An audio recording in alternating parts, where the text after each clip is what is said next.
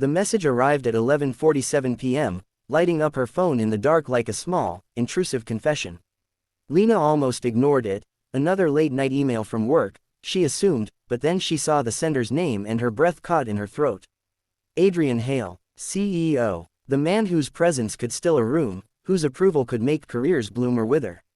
Her fingers hovered, uncertain, before she opened it. The photo loaded slowly. Not a chart, not a contract. It was him, sitting on the edge of a bed, jacket off, tie loosened, eyes tired but unguarded. A private moment, clearly never meant for her.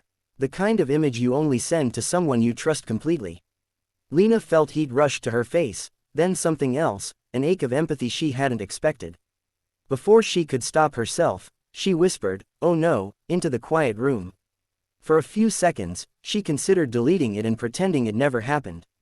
That would be safer. That would be easy. But as she stared at the photo, she noticed the details others would miss. The faint crease between his brows, the way his shoulders slumped like the weight of the company rested there, unseen. This wasn't scandal. This was vulnerability. And somehow, he had sent it to her by mistake. Lina worked as an executive assistant, a role that often made her invisible until something went wrong. She'd spent 3 years perfecting the art of anticipation, calendars aligned, crises softened before they reached his desk. Adrian Hale was brilliant, demanding, distant. He rarely smiled, and when he did, it was like a rare solar eclipse. She respected him, maybe admired him, but she'd never imagined crossing this line into his private world. Her phone buzzed again. A second message. "Please tell me you didn't see that." She inhaled, steadied herself, and typed back. "I did. I'm really sorry. It looks like it wasn't meant for me."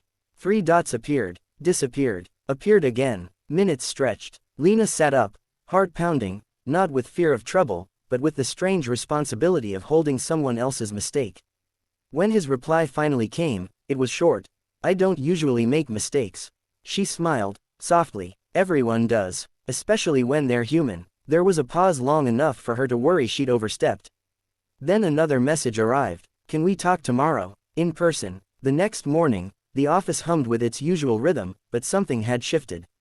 When Adrian stepped out of the elevator, his eyes met hers, and for the first time, he hesitated. Not the confident stride of a man who owned every decision, this was someone unsure of the ground beneath his feet. In his office, the door closed with a quiet click. Sunlight cut across the polished desk, illuminating the space where power usually lived. He didn't sit right away. Instead, he stood by the window, hands in his pockets. "I sent that to the wrong contact," he said, voice low. "I intended to send it to no one, actually. I shouldn't have taken it." Lina nodded. "You don't owe me an explanation." He turned, surprised. "Most people would see leverage. Or gossip. Most people don't see the work you carry," she replied gently. "They see the title." Something in her words landed. He exhaled, the tension in his shoulders easing just a fraction. "I've spent years making sure no one sees me like that," he said. "I didn't realize how exhausting it was until someone did." They talked longer than either expected. About pressure, about expectations, about the loneliness that comes with leadership. Lina shared pieces of herself too, her father's illness that had taught her patience, her quiet ambition to matter beyond the margins. It wasn't romantic, not yet. It was human, honest. And when she stood to leave, Adrian said, "Thank you for not turning my worst moment into a weapon." The days that followed were different. Not in obvious ways. Meetings still ran long, decisions still weighed heavy, but there was warmth now, a shared understanding. Adrian listened more. Lina spoke more. Trust, once cracked open, has a way of growing roots fast. Then the challenge came. A board member hinted, carefully, dangerously, that Lina's proximity to the CEO could be misunderstood. Rumors have a way of blooming in corporate hallways, fed by envy and boredom. Lina felt the familiar pull to shrink, to step back into invisibility to protect him. Instead, she asked for a meeting. "I won't be the reason your leadership is questioned," she said, meeting his gaze steadily. "If my presence becomes a distraction, I'll request a transfer." Adrian's jaw tightened. "That won't happen. Perception matters," she replied.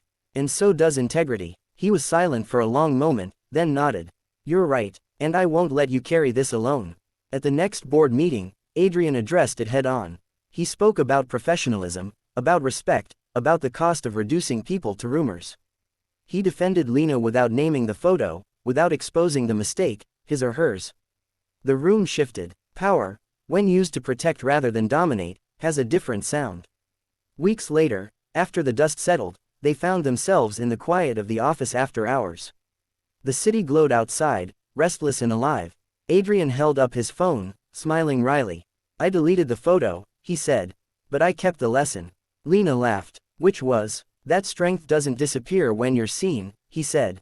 It multiplies. They didn't rush into anything.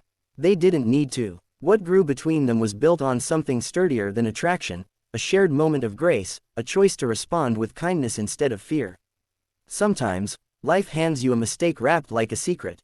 You can turn away, or you can meet it with empathy and change the story. Lina chose empathy. Adrian chose humility. And together, they learned that being speechless isn't a weakness. Sometimes, it's the beginning of listening, of becoming better than you were the moment before.